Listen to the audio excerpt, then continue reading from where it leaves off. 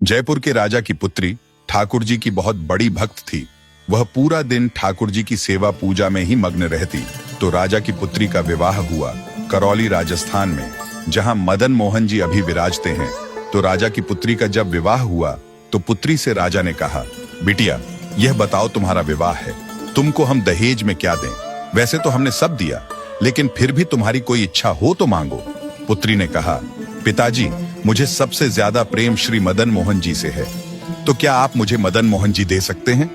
मैं इनकी सेवा पूजा अपनी ससुराल में करना चाहती हूँ। ये बात सुनकर राजा रोने लगा और अपनी पुत्री के चरणों में सर झुका के बोला, मुझे क्षमा कर दे पुत्री, तू जो मांगेगी सो दूंगा, पर यह मेरे हृदय हैं, मैं इनको नहीं दे सकता। मैं वृंदावन से मुगलों से बचा करके इनको लेकर आया हूँ, तू जो मांगेगी सो दे दूंगा, पर मदन मोहन जी को नहीं दूंगा। पुत्री बोली, पिताजी आपके पास गोविंद देव जी और गोपीनाथ जी तो हैं, एक ठाकुर जी मुझको दे दो। पर राजा ने अपनी पुत्री की बात नहीं सुनी और पुत्री की जिद हो गई कि मुझे तो मदन मोहन जी ही चाहिए, नहीं तो मैं विदा नहीं होंगी। राजा की पत्नी ने भी कहा, पुत्री इतना कह रही है तो आप दे दीजिए ना। तो राजा ने एक प्रस्ताव रखा। राजा बोला, अच्छा पुत्री एक काम करते हैं, मैं तेरी आंख पर पट्टी बांध करके मदन मोहन जी जैसे 7 स्वरूप तेरे सामने खड़ा करूंगा, जिनमें से 6 स्वरूप जो होंगे वह मैं बनवाऊंगा और एक स्वरूप वास्तविक मदन मोहन जी होंगे। अगर तूने असली मदन मोहन जी को पहचान लिया तो मैं यह मान जाऊंगा कि तू नहीं, ठाकुर जी ही तेरे संग जाना चाहते हैं। तो राजकुमारी बोली, ठीक है।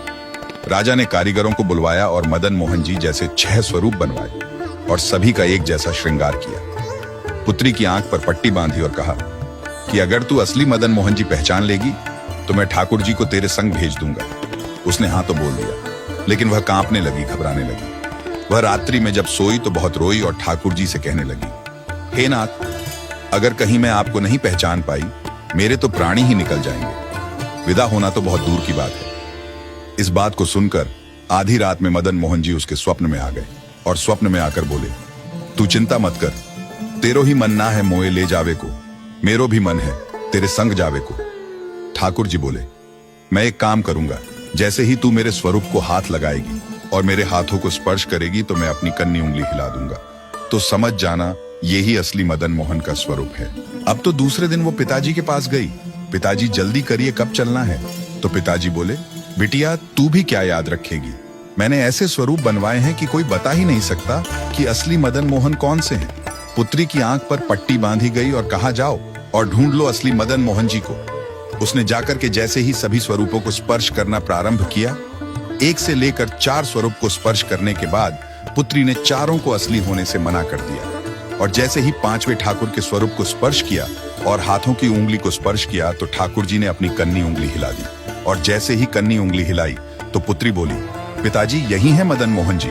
राजा के नेत्रों से आंसू गिर गए। राजा अपनी पुत्री के चरणों में गिर गए और उठ करके अपनी बिटिया को गले से लगा लिया और पुत्री के कान में बोले, मैंने ठाकुर जी की कन्नी उंगली हिलते हुए देख ली। मुझे यह बात पता चल गई है कि तेरी ही जिद नहीं है इनको ले जाने की, इनकी भी जिद है तेरे संग जाने की। और महाराज गाजे बाजे रथ में विराजमान होकर श्री मदन मोहन लाल जी करौली राजस्थान को प्रस्थान कर गए।